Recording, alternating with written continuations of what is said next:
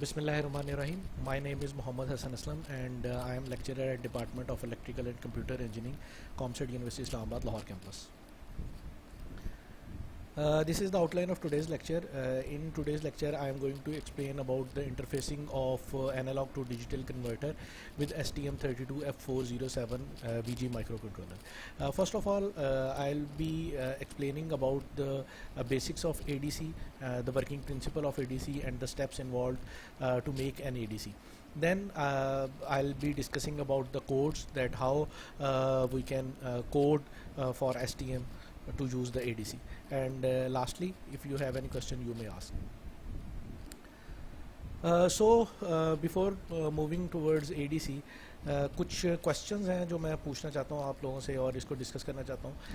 Basically, there are 4 types of signal. First type is continuous time and continuous amplitude. Basically, if you plot anything in 2 dimensional, तो हमारे पास 2 axis होते हैं, एक x और एक y. जो हमारे पास x एक्सिस होता है इसको हम इंडिपेंडेंट एक्सिस भी कहते हैं और y एक्सिस को डिपेंडेंट एक्सिस भी कहते हैं. एनी हाउ हमारे पास इस टाइम x एक्सिस के ऊपर टाइम है विच इज़ इंडिपेंडेंट, वो किसी चीज़ पे डिपेंडेंट नहीं है. On the other hand y पे हमारे पास एम्पलीट्यूड है which is dependent on something, जो भी हमारे पास डिवाइस है जिसका भी वो सिग्नल प्लॉट हुआ. So continuous time and continuous amplitude means कि अलॉन्ग x एक्सिस भी आपके पास इनफाइनाइट वैल्यूज़ हों और अलॉन्ग y एक्सिस भी आपके पास इनफाइनाइट वैल्यूज़ हों. इसको हम कहते हैं continuous time and continuous amplitude signal. Next is continuous time and discrete amplitude signal. Continuous time का मतलब ये है कि आपके पास अगेन x एक्सिस के ऊपर इनफाइनाइट वैल्यूज़ होंगी, लेकिन ऑन y एक्सिस आपके पास कोई फाइनाइट नंबर ऑफ वैल्यूज़ होंगी.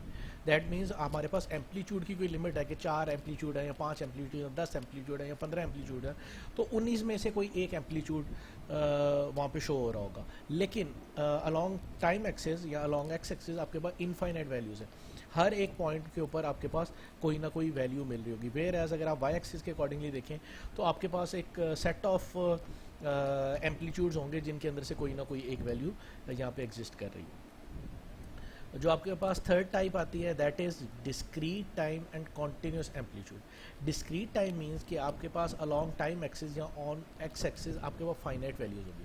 आप देख सकते हैं कि एक स्पेसिफिक टाइम पे है, फिर नेक्स्ट कॉन्टीन्यूस नहीं है. दैट मीन्स कि आपके पास फाइनाइट वैल्यूज़ हैं, आप उनको काउंट कर सकते हैं. इनफाइनाइट वैल्यूज़ यहाँ पे एग्जिस्ट नहीं कर रही अलॉन्ग टाइम एक्सिस. कोई एक टाइम इंटरवल है, अगर आप ये देखें कोई एक स्पेसिफिक टाइम इंटरवल है जिसके दरमियान हम सैम्पल किया हुआ है, जिसके दरमियान हम वैल्यूज़ को ले रहे हैं, तो हमारे पास इनफाइनाइट वैल्यूज़ यहाँ पे नहीं.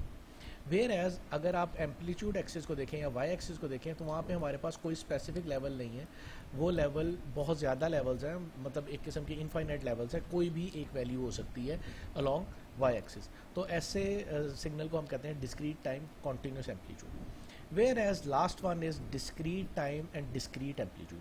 दैट मीन्स कि हमारे पास टाइम एक्सिस के अलॉन्ग भी फाइनाइट वैल्यूज़ हैं और हमारे पास अलॉन्ग एम्पलीट्यूड एक्सिस भी फाइनाइट वैल्यूज़ हैं. अब ये हमारे पास इसमें उन्होंने 4 लेवल्स बता दिए, 1 2 3 4.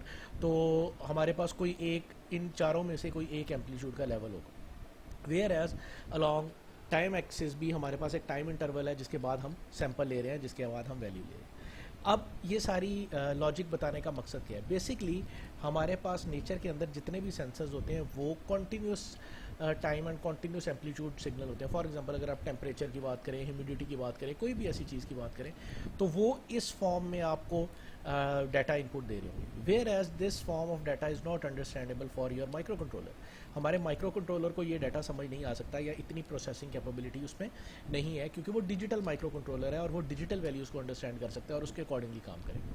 सो इस वजह से हमें इस फॉर्म से इस फॉर्म में आने की ज़रूरत होती है. हमें डिस्क्रीट टाइम और डिस्क्रीट एम्पलीट्यूड पे आने की ज़रूरत होती है.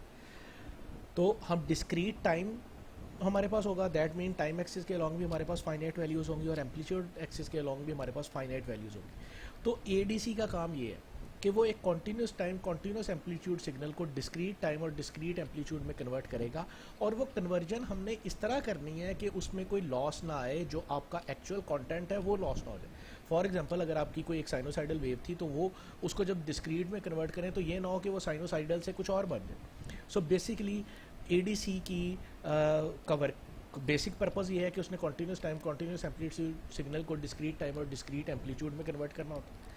सेकेंडली हमने उसकी सेटिंग्स या उसकी कॉन्फ़िगरेशंस या उसके पैरामीटर्स इस तरह सेट करने होते हैं कि वो लॉस ना हो हमारे पास कम्युनिकेशन का, हमारे पास डाटा का, जो भी हमारा डाटा है, जो भी उसका मीनिंगफुल डाटा है वो हमें रिसीव हो जाए। तो ये हम सारे स्टेप्स आगे इसमें देखते हैं कि क्या इन्वॉल्व